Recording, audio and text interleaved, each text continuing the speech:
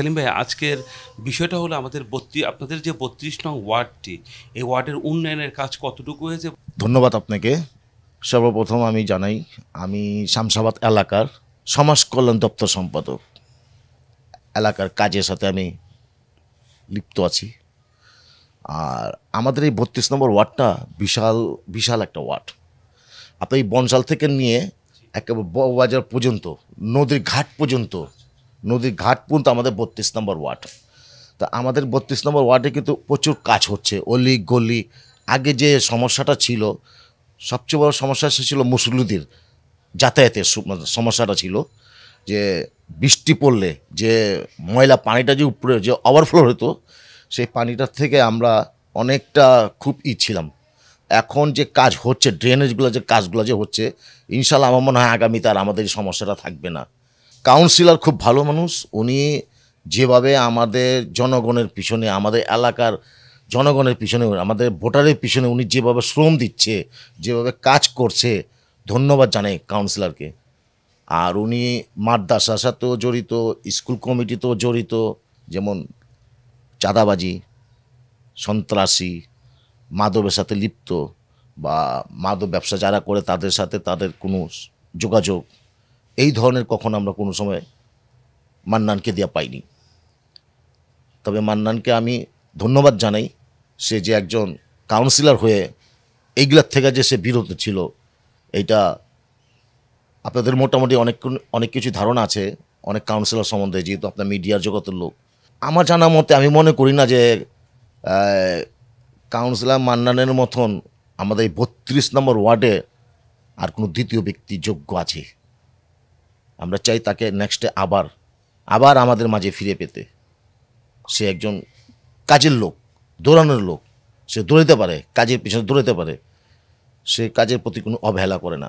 দেখবেন কিছু কিছু এলাকার ড্রেনে ওভারফ্লো হয়ে যায়, সেটা আমরা দেখছি যে কাউন্সিলরে যদি আমরা ফোন দিতাম, উনি দ্রুত কিন্তু দৌড়ে আইসা, যেমন আমাদের পঞ্চায়েতের যে একটা ঘর আছে, পঞ্চায়েতের ঘরের সামনে যে একটা ড্রেন আছে, সে ড্রেনটা আমরা যখনই কাউন্সিলরে ফোন দিতাম, তখনই তাৎক্ষণিকভাবে সে সিটি কর্পোরেশনের সুইপার দেওয়া উনি ড্রেনটা পরিষ্কার করে তো সাথে সাথে, যাতে কোনো মুসল্লি বা কোনো এলাকার জনগণের বা কোনো মা বোনের যাতে কোনো কষ্ট না হয় চলাচলের জন্য। আপনি তো এই ৩২ নং ওয়ার্ডের ভোটার, তাই না? ভোট দিয়েছেন তো?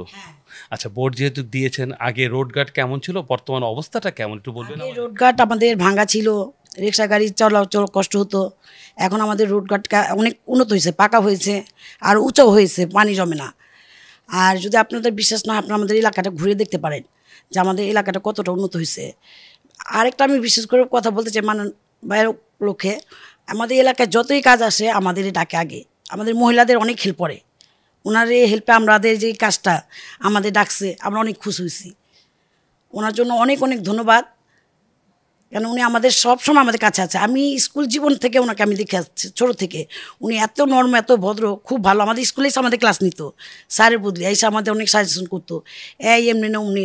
কিন্তু ওই এখনও মনে দেখতেছে আমি যে তার ভিতর কোনো ত্রুটিমাত্র মনোবিন্দু অহংকারটা নেই। আমরা এর আগে 2021-এ আমাদের জনশুমারি কাজ আসছিল, আমরা সেই কাজটাও খুব ভালোভাবে করছি। মান্নান ভাই আমাদের সাথে ছিল, আমাদের কাউন্সিলর আমাদের পাশে ছিল। এখন যে কাজটা আছে বর্তমানে আমরা করবো, অর্থসময় আমাদের আবার ডেকেছে। ওনার এই ব্যবহারে আমরা অনেক খুশি। কেমন আছেন আপনি? আলহামদুলিল্লাহ ভালো। আচ্ছা, আপনি কি ৩২ নং ওয়ার্ডের ভোটার? জি হ্যাঁ। অন্য কোনো ওয়ার্ডের না তো? না না। হ্যাঁ। আচ্ছা, আপনি যদি ৩২ নং ওয়ার্ডের ভোটার হয়ে থাকেন, আপনাদের এই এলাকা উন্নয়নের কাজ হয়েছে, আপনি কি সঠিক বলতে পারবেন? জি হ্যাঁ পারবো।